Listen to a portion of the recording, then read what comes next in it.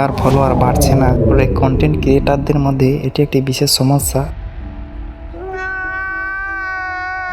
ID Facebook নিজে থেকেই অন্য ভিউয়ারদের কাছে রেফার করবে। জন্য আমাদের ফোনের ফেসবুকের স্ক্রিন টাইম বাড়ানোর প্রয়োজন, বিশেষ করে কেননা আমরা কোনো কাজ করা বা দেখা ধীর গতিতে একেবারে পছন্দ করি না। Wait a minute. Who are you?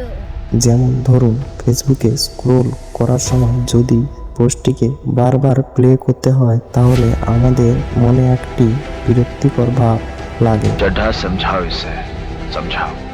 সে ফেসবুকে ভিডিও হোক বা শর্টস তা বারবার প্লে করতে কারোরই ভালো লাগে না, কিন্তু আমাদের অনেক সময় ফেসবুকে এমন সেটিং অফ হয়ে যায় যার জন্য আমাদের ফোনে আসা পোস্টগুলি আমাদের বারবার প্লে করে দেখতে হয়।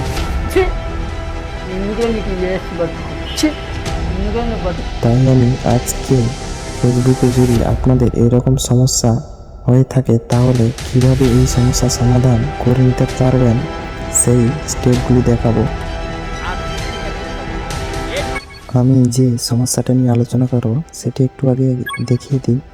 দেখুন, আমি আমার ফেসবুকে ভিডিও অপশানে ঢুকলেই আমাকে প্লে দেখাবে না, আমাকে ম্যানুয়ালি প্লে করতে হবে একটা একটা করে। একটা প্লে করলাম, আবার স্ক্রল করলাম, দেখুন এটি পজ হয়ে আছে। আমি যদি নিজে থেকে না প্লে করি তাহলে চলবে না, এখানে যতই স্ক্রল করি না কেন এগুলো নিজে থেকে প্লে হবে না। এই ব্যাপারটি একটি অনেক সময় বিরক্তিকর ব্যাপার হয়ে পড়ে। তাই আমি এই সমস্যাটি সমাধান একেবারে শর্ট প্রসেসে দেখানোর চেষ্টা করেছি। প্রবলেমটি ঠিক করার জন্য ফেসবুক সেটিংয়ে যেতে হবে। যাওয়ার জন্য উপরে 3 ডট মেনুতে ক্লিক করবেন, করলে নতুন একটি পেজ ওপেন হয়ে যাবে। এখানে সেটিংয়ে যাওয়ার জন্য আমাদের সেটিং অ্যান্ড প্রাইভেসি এই অপশানে ক্লিক করবেন, করলে আমাদের সামনে সেটিংয়ের অপশানটি চলে আসবে। সেটিং দেখতে পাচ্ছেন, এখানে ক্লিক করবেন। ক্লিক করার পর আমাদের যে সেটিংটি যেতে হবে সেটি মিডিয়া বলে দেখতে পাবেন। দেখতে পেলে ওখানে ক্লিক করবেন। মিডিয়া অপশানে ক্লিক করার সঙ্গে সঙ্গে এখানে অনেকগুলি অপশান চলে আসবে। তারপর এখানে দেখবেন অটো প্লে। এই সেটিংয়ের আন্ডারে 3টি অপশান আছে। এই 3টির মধ্যে আমার নেভার অটো প্লে সেট করা আছে, কিন্তু আমাদের এখানে যে সেটিংটি করতে হবে সেটা হচ্ছে এটা বাদে উপরে একটি বক্স দেখাচ্ছে on mobile data and wifi. Mobile data যদি অন থাকে এবং ওয়াইফাই যদি কানেক্ট থাকে তাহলে অটো প্লে আমাদের হবে। তো এই বক্সে যদি আমি টিক দিই তাহলে এই বক্সের এটাই কাজ, মোবাইলের ডাটা এবং ওয়াইফাই অন থাকলেই অটো প্লে হবে।